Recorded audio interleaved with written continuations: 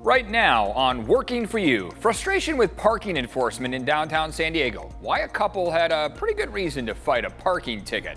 Plus an update to a story we brought you as a man tries to get just about anyone to pick up his trash. And our local shelters are looking to find homes for a record amount of dogs, and you may be surprised what you'll find at the San Diego Humane Society.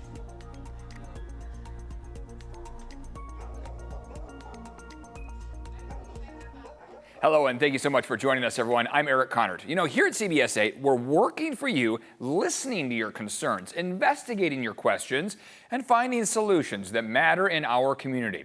We begin in San Diego's East Village. A Spring Valley couple parked their car and got a parking ticket before the meter expired. And yes, it's all caught on video. CBS 8's Shannon Handy working for you and talked to the couple about their ticket rights and has a response from police. Vanessa and her husband Donald parked here on Island Avenue. They paid for parking, then walked to a nearby bakery for a takeout order. They were gone less than 30 minutes, but got a ticket saying they had been here for hours. Here's video showing what led up to that ticket. In it, you can see a parking enforcement officer marked a car tire with chalk. 2 minutes later, he returns and writes a citation for $85, saying the vehicle had violated the area's 2-hour limit. We paid by plate on the machine, so I thought maybe we entered the license plate wrong, maybe because we just paid, maybe it wasn't showing up in the system yet. Confused, Vanessa called her husband, who was still waiting in a bakery down the street for their takeout order. She asked him to confirm their credit card payment actually went through. And when he confirmed, I noticed that the parking enforcement officer was just a block away. I was very respectful. I said, I think there was a mistake. We paid for parking. And he immediately said, well, I didn't give you a ticket for an expired meter. You got the ticket because you parked there for more than 2 hours. This is absolute fraud, what you guys are doing. Cell phone video captured that exchange. Vanessa says initially the officer was dismissive, but when she and Donald informed him their Tesla had recorded video which proved they had only been in the space for 30 minutes, he backtracked. We didn't look at all the footage we had, so we didn't know that he actually had marked our tire just before he issued the citation. What we did have video proof of is us driving on Fiesta Island just an hour earlier. He glanced over it very shortly and basically said, okay, I'm going to work with my supervisor to dismiss the citation. 2 days later, the citation hadn't been dismissed. That's when Vanessa posted the video on Instagram.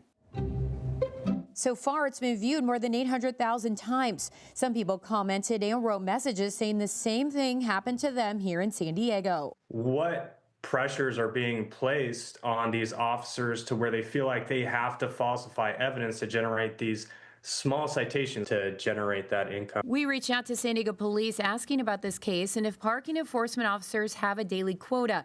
A spokesperson said they do not have a quota and there's now an internal investigation, adding, we have confirmed the citation has been dismissed. The employee who issued the citation has been working in this capacity for 2 months. If anyone in the community feels that they have received a citation in error, they can appeal the citation online. Shannon Handy. We're lucky that our car recorded everything. CBS 8. He just happened to see that on the news, so it was just pure luck on my side. Right now, we have an update on a homeowner we told you about earlier this month, stuck without trash service under the city of San Diego's new rules. Working for you here, Brian White went digging for answers, and we're happy to report that help arrived after our report aired. Yeah, that's right. And this is the truck that showed up for him after our story aired. Universal Waste Systems reached out on their own and got him signed up for service. These are my new cans, so I'm really happy about having them. After a month of stress, uncertainty, and facing the threat of city fines, Antonio Baker, who owns a home in the Skyline neighborhood, now has reliable trash pickup again. He's got new cans and a new company. I take them down. They pick them up and they put them back in my yard. A UWS operations supervisor happened to spot our story on TV while grabbing a cup of coffee. Within hours, they were at his home offering service for close to $50 a month, about the same he was paying before. They're really curious about, you know, what they're going to do and how much the price was and everything. And I said, yeah, let's go for it. I need this. Last week, I told you how Antonio had lost city service under new rules that say your home has to sit directly on a public street. He has a long driveway, 175 feet, that's actually a private easement, making his home ineligible. And after reaching out to private haulers like Edco and Waste Management, he was turned away. That's when he reached out to CBS 8. The fear of being penalized and was one of the main things, but just wanted to get it done. Under the city's new rules, about 20,000 homes were deemed ineligible for city pickup. Jeremy Bauer with the city's environmental services says 80% of those customers have now found private service. If they're actively working with private haulers, trying to get quotes, we'll keep providing them service. We have the ability to delay any enforcement during this transition period. But eventually, $200 fines will go out, followed by $250 every 2 weeks until service is confirmed. For Antonio, that stress is now gone and replaced with gratitude. I'm overjoyed. As they say, I was tickled pink. If you're one of the homeowners affected by the new rules, we've put the city's list of resources on CBS8.com. Working for you, I'm Brian White, CBS 8.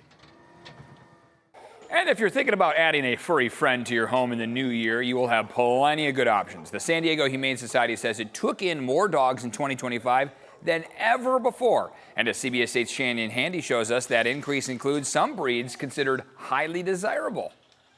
This is Chocolate. He's just 11 weeks old. Puppies are highly desirable around here. Employees say they're surprised by all the different breeds they're seeing this year, but they're hopeful because the more people who know about them, the more pets will get adopted. It's been a busy year at the San Diego Humane Society. We have had over 13,000 dogs enter the shelter this year alone in 2025. That's a record. While the organization takes in all types of animals, dogs make up the majority. On an average year, we see more than 200 different types of dog breeds coming into the shelter. And this year we were really surprised with the sheer number of some of those more unique breeds that you don't think you'll usually see in a shelter environment. Take, for example, the French Bulldog. The Humane Society saw 381 this year, a 514% increase since 2020. Frenchies are such a popular dog, coming into us all sorts of ways, whether they're strays or owner surrenders. And a lot of them are very young as well. Humane Society Marketing Manager Jordan Fry says in some cases, the economy has impacted people's ability to afford caring for their pet. Other times, someone moves and can't bring their pet along with them. A lot of people who struggle to be able to find somewhere to live that allows them to have their animals, no matter the size. In addition to Frenchies, the most common desirable breeds that wound up at the Humane Society this year include pugs, Malteses, Maltipoos, and Shih Tzus. When we look at those really specific breeds, it's those ones that people might not think are in the shelter, the ones that they're going to a breeder to first. As for the most common overall, the American Pit Bull Terrier, followed by the Chihuahua, Shepherd, Siberian Husky, and Labrador Retriever. Lots of those larger dogs, but also lots of little Chihuahuas. Currently, the Humane Society has about 700 dogs available. While Fry encourages people to consider adoption, she warns if you plan to do so as a holiday gift, make sure you're well prepared, knowing he or she will be a part of your family for years to come. You do want to think through what that looks like. They're not here just for the holiday season. They're here for the rest of their lives with you. Fry says it's a good idea to have family members meet with the dog first to make sure it's a good fit. If you'd like to take a look at all the animals up for adoption, you can check them out on the San Diego Humane Society's website. We have a link on ours. Just go to CBS8.com. Reporting from the San Diego Humane Society, I'm Shannon Handy for CBS 8. Looks like Shannon has a new friend there. Thank you for that. Still ahead, are you noticing more aggressive drivers on the road right now? Coming up, we'll show you why driving can be more dangerous around the holidays. And later on, if tech gifts are on a wish list, make sure you do your homework. What cybersecurity experts want parents to know, and why scoring a deal could come with added risks.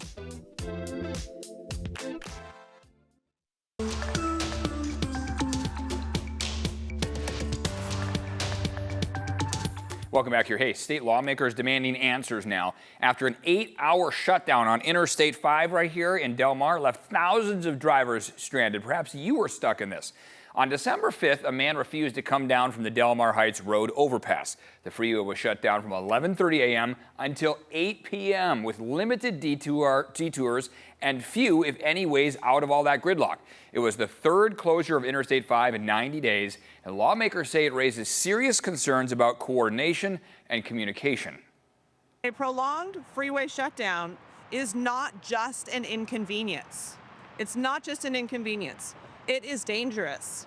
It delays access to emergency care. It increases health risks for people who are stuck in traffic for hours. While CHP controls freeway closures, San Diego Police led the crisis response on the overpass, and we've reached out to San Diego Police, CHP, and Caltrans multiple times regarding this. We're still waiting for a response from them. You know, whether you're traveling across town or across the state, holiday travel means busier roads and higher risks, right? Well, safety advocates say this is one of the most dangerous times of the year to be behind the wheel. CBS 8's Brian White working for you, explaining why holiday driving can be so risky. Yeah, safety officials say the stretch from Thanksgiving through New Year's consistently brings more serious crashes, and they say freeways are often where those risks come into play.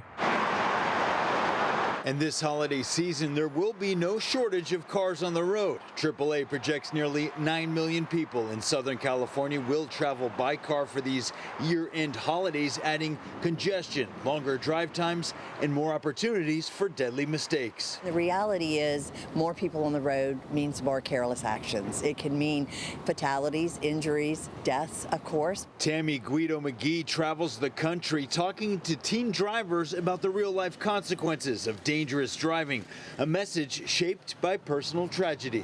We want you to be responsible. We want to make sure that when you're behind the wheel, you recognize that you're driving a lethal weapon. Her son Connor was killed in a crash in 2019 after accepting a short ride to a party. He reached speeds of 75 miles an hour in a 35 in only 500 yards. Flipped the car and he killed all three of them instantly. All three boys were gone in the blink of an eye from something that was 100% preventable. The National Road Safety Foundation says impairment and fatigue are major factors in deadly holiday crashes. There's more traffic on the roads. People are rushing to get all their things done for the holidays, and people are speeding a bit more. They're driving more aggressively because they're in a rush. The National Highway Traffic Safety Administration calls this 3D month. It's drinking, distraction, and drowsiness, all three things that seem to combine at this time of year. Advocates say planning ahead can save lives. You have Uber, you have Lyft, call a friend. We need to together work together to make sure that everybody is safe on our roadways. Brian White, CBS 8. Yeah, take a deep breath and just take it easy out on the roads. Hey, coming up next year, neighbors want to know what is going on with this dilapidated market in their neighborhood. What a developer told us about plans that suddenly fell through.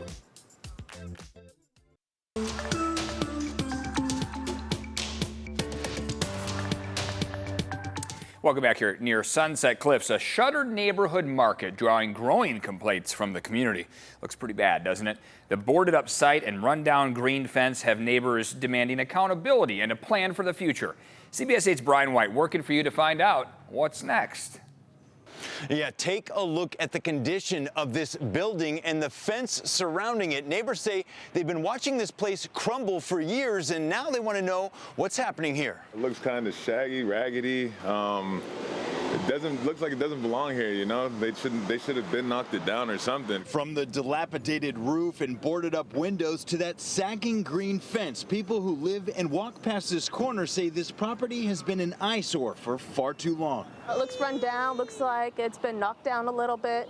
Fences and the roof looks like it's collapsed down a little as well. Others say the vacant building simply does not fit the neighborhood anymore here on the south end of Ocean Beach near Sunset Cliffs. It looks run down, abandoned, dilapidated. It's not appropriate in this neighborhood. Many remember years ago when a neighborhood market was here. We loved it. It was a little market and it was great. It was very neighborly. And for the last, I think, 4 or 5 years, it's been abandoned and somebody needs to take care of it. So I went digging for answers. Property records Records show the building has been owned by Point Loma Avenue Villas LLC since 2019. I checked with San Diego's Development Services. Plans for a 3-story residential project with 20 rental units were submitted nearly 3 years ago. So I asked what people thought. That would not be very good. Or yeah, this neighborhood isn't really equipped to handle that. I feel like it'll just bring a lot of traffic here. I think that would probably destroy parking. To find out more, I contacted KD Development, listed on the sign out front. They directed me to their architect, Tim Golba. He told me city staff initially approved the plans, but the Planning Commission later denied them. He says the project is no longer moving forward and they're back to the drawing board developing new concepts. Meanwhile, the property sits on the market, listed for sale for more than $2 million, and it's been on Zillow for more than 200 days. There is no demolition scheduled here, and progress appears to be in limbo. Working for you, Brian White, CBS 8. All right, coming up here, a glimpse into the future. Look at this guy. We're going to take you inside a local lab where robots are learning to do many jobs.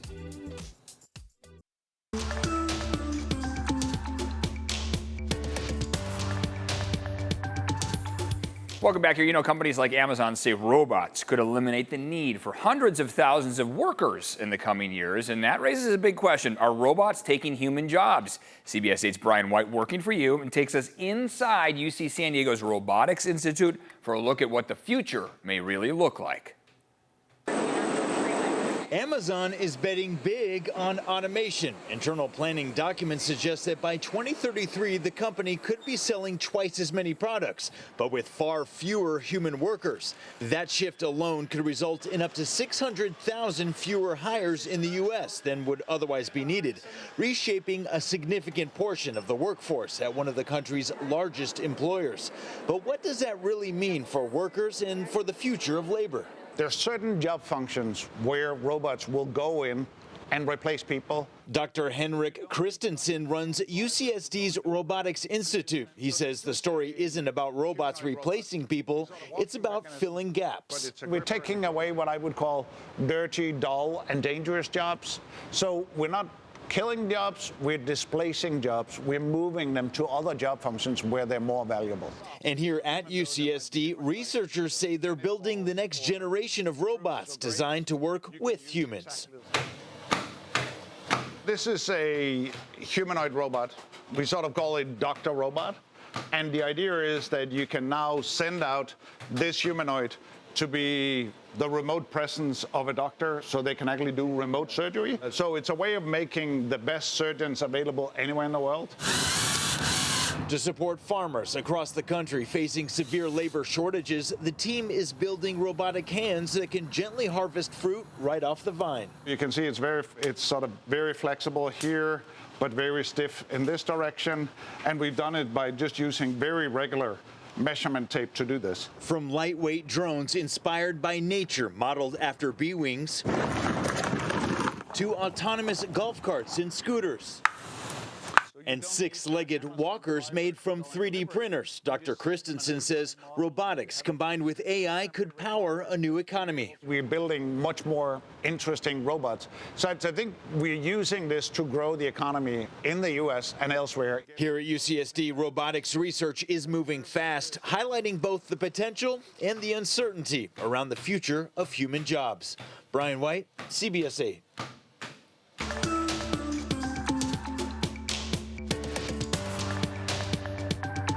California's Department of Motor Vehicles says it's ready to block sales of Tesla cars if the company doesn't change its autopilot branding. The state says the way the company describes its cars makes buyers think they are fully self-driving. Tesla has 90 days to remove that branding or else face a 30-day suspension of dealer and manufacturer licensing. Tech toys are high on many kids' holiday wish lists this year, of course, but before you buy, there's one important thing to consider: cybersecurity. CBS 8's Esmeralda Perez explains why some smart toys may pose more risks than parents realize. If shopping is underway and if tech toys are on your children's wish list, it's important to pause.